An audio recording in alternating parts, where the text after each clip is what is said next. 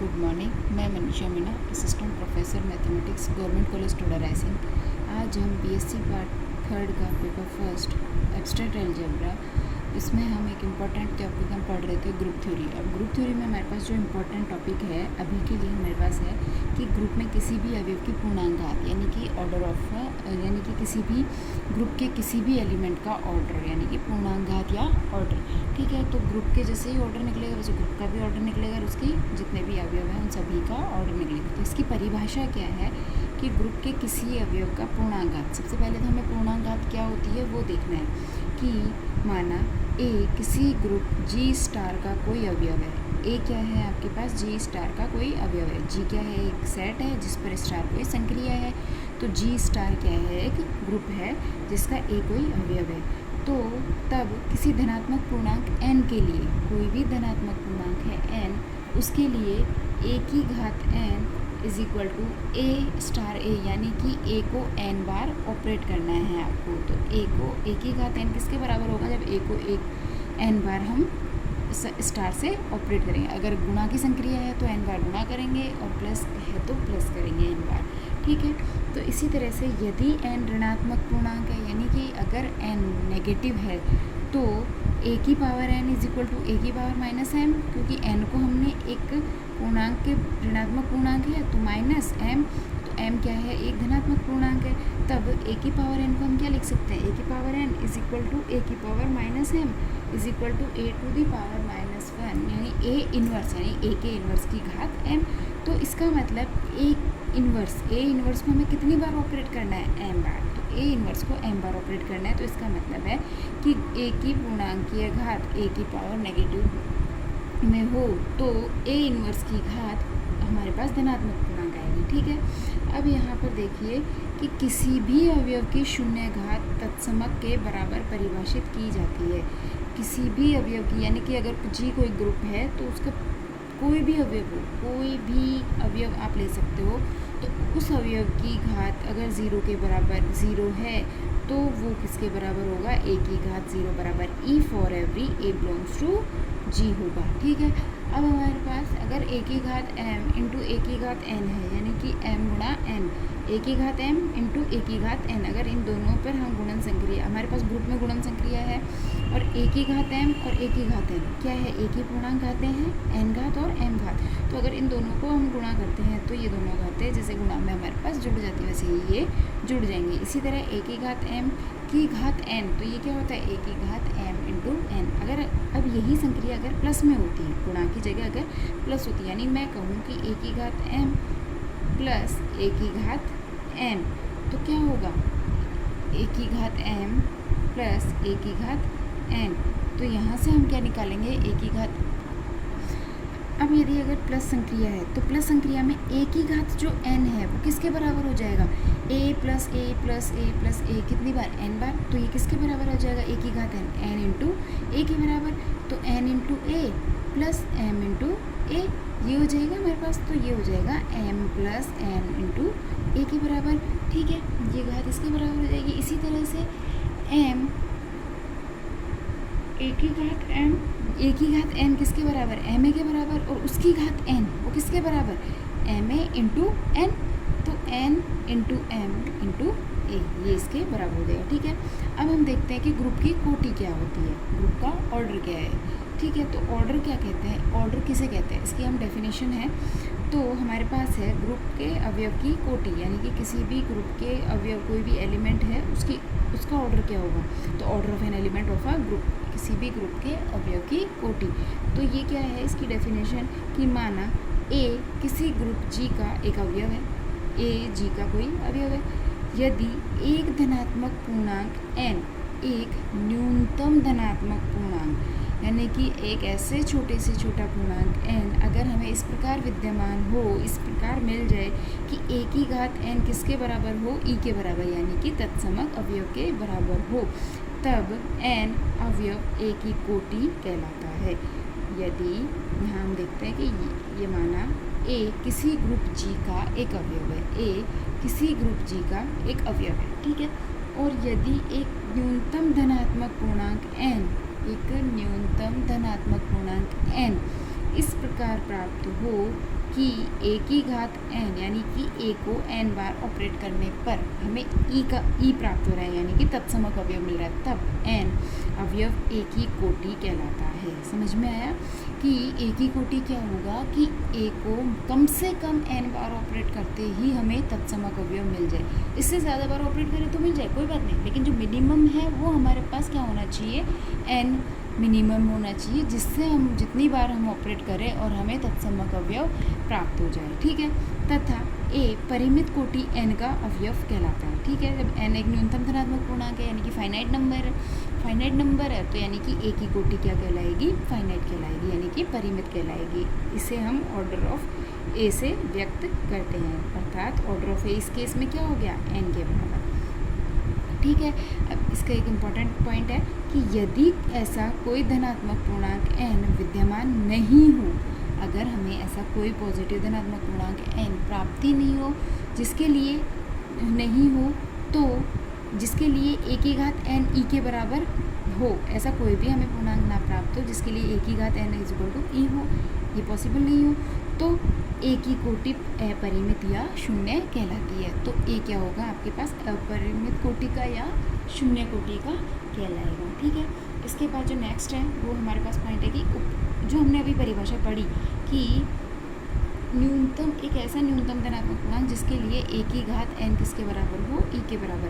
उपरोक्त परिभाषा से स्पष्ट है कि ग्रुप के किसी अवयव a के लिए यदि a की घात n बराबर e हो तो ऑर्डर ऑफ a या तो less than equal to n होगा, या तो लेस देन n होगा या इक्वल टू n होगा। क्यों?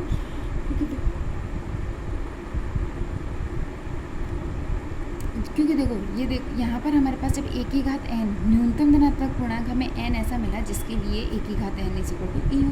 अब ये भी तो पॉसिबल है कि n से छोटा कोई अवयव हमें कोई नंबर ऐसा मिल जाए जिसके लिए ये a की घात हमने मान लिया r मिल गया, तो a की घात r किसके बराबर हो, e के बराबर हो।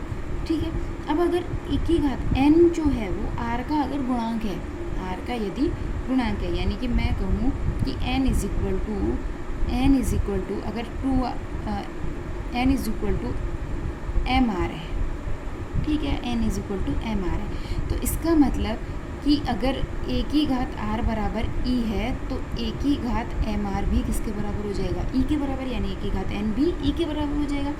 तो जब a की घात n e के बराबर होगा तो उस केस में हमारे पास क्या कंडीशन आएगी कि ऑर्डर ऑफ a किसके बराबर है, या तो n के बराबर आ जाएगा या n से कम आएगा, या तो r इसका ऑर्डर। इस केस में तो देखो जब r छोटा है तो r का इसका ऑर्डर हो जाएगा, और जब यदि r नहीं मिल रहा, हमें n पर ही मिल रहा है, तो उस केस में इसका ऑर्डर क्या हो जाएगा, n के बराबर हो जाएगा, या तो लेस देन n होगा या इक्वल टू n होगा। यही हमें था कि ग्रुप के किसी अवयव a के लिए यदि a की घात n बराबर e हो तो order of a less than equal to क्या होगा, n होगा।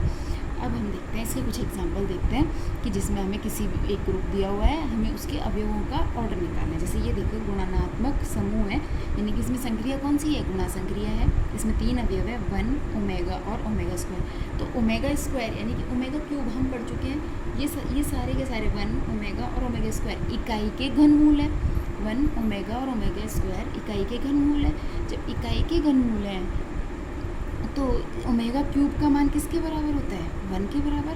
ठीक है, ओमेगा क्यूब = 1 होता है। तो यहाँ से देखो हमें यहाँ पर गुणा के लिए तत्समक अवयव क्या होता है, 1, क्योंकि गुणा के लिए तत्समक अवयव 1 है। तो इसका मतलब हमें वो धनात्मक पूर्णांक देखना है जिसके लिए किसी भी अवयव को उतनी बार ऑपरेट करने पर हमें 1 प्राप्त हो जाए। ठीक है, तो 1 को सिर्फ एक बार, अगर आप 1 = 1 तो 1 को एक बार ही ऑपरेट किया तो हमें 1 मिल गया, यानी कि तत्समक अवयव प्राप्त हो गया। इसी तरह से हमारे पास है ओमेगा। तो ओमेगा को हम कितनी बार ऑपरेट करें कि हमें 1 मिल जाए। तो ओमेगा को एक बार किया तो ओमेगा रहा, 2 बार किया तो ओमेगा स्क्वायर हो गया, और तीसरी बार जब ऑपरेट किया तो ये क्या बन गया, ओमेगा क्यूब। और ओमेगा क्यूब का मान किसके बराबर होता है, 1 के बराबर। ठीक है, तो यहाँ से ओमेगा का ऑर्डर कितना आ गया, ओमेगा का ऑर्डर भी कितना आ गया, 3 आ गया। अब ओमेगा स्क्वायर का ऑर्डर निकालना है, तो ओमेगा स्क्वायर के ऑर्डर के लिए हम ओमेगा स्क्वायर को ऑपरेट करें तो omega square into omega square किसके बराबर, ओमेगा की पावर 4। तो ओमेगा पावर 4 को हम क्या लिख सकते हैं, ओमेगा की पावर 3 इंटू ओमेगा।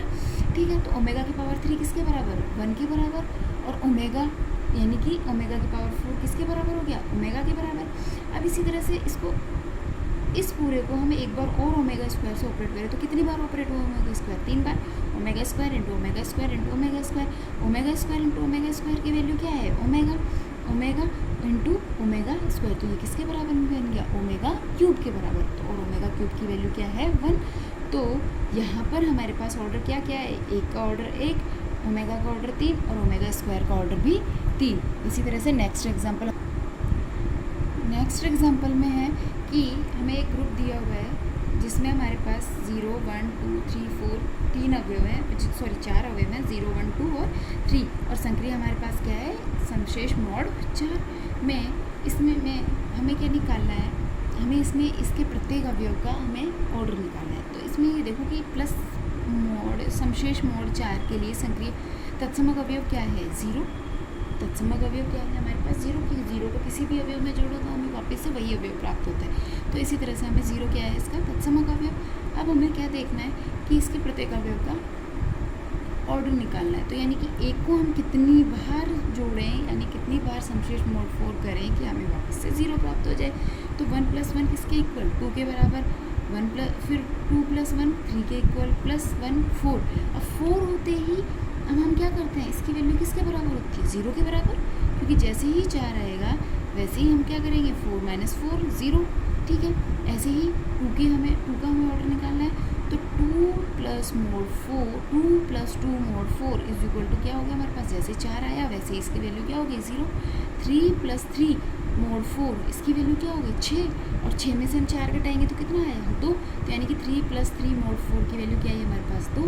अब इसमें हम वापस से 3 को जोड़ें तो 3 + 3 mod 4 + 3 mod 4 = किसके बराबर, 2 + 2 + 3 2 + 3 2 + 3 किसके बराबर, 2 + 3 किसके इक्वल, 5 के इक्वल। 5 में से 4 घटाओगे तो किसके बराबर, 1 के बराबर आ गया। अब हमने क्या किया, इसमें फिर से जोड़ा क्योंकि हमें 0 नहीं मिला अब तक। फिर हमने दोबारा जोड़ा तो 3 + mod 4 3 + mod 4 3 + mod 4 3। तो यहाँ तक तो इसकी वैल्यू क्या है, 1 1 + 3 क्या हो गया, 4, और 4 में से 4 घटाओगे तो हमें क्या मिल गया, तत्समक अवयव मिल गया 0। तो इस तरह से 3 का ऑर्डर हमारे पास क्या आया, 4, 1 का ऑर्डर 4, 2 का ऑर्डर 2 और 3 का ऑर्डर 4, ठीक है। तो 0 का ऑर्डर कितना होगा, 0 क्या है, तत्समक अवयव है। तत्समक अवयव को एक बार ही ऑपरेट करो, आपके पास वापस से वही मिल जाएगा। तो इस तरह से तत्समक अवयव का ऑर्डर क्या आया हमारे पास, 1 आ गया। तो ये हम 2 एग्जाम्पल किए, इनसे हम ये भी रिजल्ट देख सकते हैं कि प्रत्येक ग्रुप में तत्समक की कोटि 1 होती है और केवल तत्समक अवयव ही 1 कोटि का अवयव होता है। यानी कि ग्रुप में कोई भी अगर ग्रुप दिया हुआ है तो उसमें तत्समक अवयव ही एक ऐसा ऑर्डर होगा, एक ऐसा एलिमेंट होगा जिसका ऑर्डर 1 के बराबर होगा, ठीक है। उसके अलावा अगर किसी भी अवयव का ऑर्डर 1 के बराबर है तो वो अवयव किसके बराबर होगा, तत्समक अवयव के बराबर होगा, ठीक है। अब हम इससे रिलेटेड एक इम्पोर्टेंट थ्योरम कर लेते हैं। तो हमारे पास जो थ्योरम का स्टेटमेंट है वो क्या कहता है, ये देखते हैं कि थ्योरम का स्टेटमेंट है कि किसी परिमित ग्रुप के प्रत्येक अवयव की कोटि परिमित एवं ग्रुप की कोटि से कम या बराबर होती है, अर्थात order of A is less than equal to order of G for every A belongs to G। किसी परिमित ग्रुप के प्रत्येक अवयव की कोटि परिमित एवं ग्रुप की कोटि के से कम या बराबर होती है। यानी कि अगर A G का अवयव है तो उस केस में A का ऑर्डर ग्रुप के ऑर्डर से कम या उसके बराबर होगा। तो इसके लिए हमने क्या माना G n कोटि का एक परिमित ग्रुप है, फाइनाइट ग्रुप है G, ठीक है। उसमें A कोई अवयव है तथा A बिलोंग्स टू G। तब A की घात 0, A की घात 1, A की घात 2, A की घात n, ये सारे के सारे किस में बिलोंग करेंगे, G में, G के अवयव होंगे। तो ये टोटल कितने अवयव हो गए, n+1। पर लेकिन हमने G का ऑर्डर क्या माना है, n। तो यानी कि G में टोटल अवयवों की संख्या कितनी होनी चाहिए थी, n, लेकिन हमारे पास कितनी आ रही है, n+1। जब n+1 आ रही है तो इसका मतलब क्या हुआ कि इनमें से कोई 2 अवयव ऐसे हैं जो इक्वल है, यानी कि कोई 2 अवयव तो ऐसे हैं जो बराबर है, ठीक है। तो हमने मान लिया कि A की घात I और A की घात J दोनों क्या है हमारे पास, बराबर है, ठीक है। जब दोनों बराबर है और J का हमने क्या मान लिया कि J छोटा है और I बड़ा है, तो दोनों का मान 0 से n के बीच में, A की power I is equal to A की पावर J। तो ए की power I comma into A की पावर माइनस जे, हमने क्या किया, दोनों तरफ ए की पावर माइनस जे से ऑपरेट कर दिया। तो ए की पावर माइनस जे से ऑपरेट किया तो ए की पावर आई इंटू ए की power minus J is equal to A की पावर जे इंटू ए की पावर माइनस जे। तो यहाँ से हमारे पास क्या आया, ए की पावर आई माइनस जे, और यहाँ से आ गया ए की पावर जे माइनस जे, यानी कि ए की power 0 is equal to A की पावर 0 किसके बराबर होता है, तत्समक अवयव के बराबर। हमने अभी पढ़ा था कि किसी भी ग्रुप में उसके किसी भी प्रत्येक अवयव की अगर शून्य घात है तो वो किसके बराबर होगी, तत्समक अवयव के बराबर होगी। तो यहाँ से अगर आई माइनस जे को हम आर के बराबर माने तो ए की घात आर बराबर ई, और आर का मान कहाँ से कहाँ तक, 0 से n के बीच में। तो इस तरह से order of A less than equal to R, हमने अभी पढ़ा था कि और किसी भी ग्रुप का ऑर्डर अगर ए की घात आर ई के बराबर है तो उस अवयव का ऑर्डर आर से छोटा या उसके बराबर होगा। तो order of A is less than equal to R, less than equal to R, और आर किससे छोटा है, एन से छोटा या उसके बराबर है, तो less than equal to N, और एन किसके बराबर है, ऑर्डर ऑफ जी के बराबर। तो हम यहाँ से क्या लिख सकते हैं कि order of A is less than equal to order of G. अतः ए भी परिमित कोटि का अवयव है तथा ग्रुप की कोटि से कम या बराबर होता है। ठीक है, यहाँ देखो इम्पोर्टेंट क्या है कि आपको क्या दिया हुआ है, एक ग्रुप दिया हुआ है। ठीक है, ग्रुप में आपको ये कहा गया है कि वो एक फाइनाइट कोटि का है, यानी कि उसमें अवयवों की संख्या क्या है, परिमित है, यानी कि उसमें अवयव हम काउंट कर सकते हैं, गिन सकते हैं। तो उसमें अवयवों की संख्या क्या है, परिमित है। तो हमें क्या सिद्ध करना है कि उसके प्रत्येक अवयव की कोटि या तो कोटि परिमित एवं ग्रुप की कोटि के बराबर या कम होती है। ठीक है, ये हमें सिद्ध करना था कि अगर ए किसी ग्रुप जी का अवयव है तो वो ए का ऑर्डर या तो ग्रुप के ऑर्डर के बराबर होगा या उससे कम होगा। किस केस में, जब जी एक परिमित ग्रुप है। तो हम इस केस में क्या मानेंगे कि जी एक परिमित ग्रुप है जिसके ऑर्डर एन है, तो उसमें ए कोई अवयव है। जब ए कोई अवयव है तो ए की घात 0, ए की घात 1, ए की घात 2, ए की घात n+1 तक हम इसमें बिलोंग करेंगे।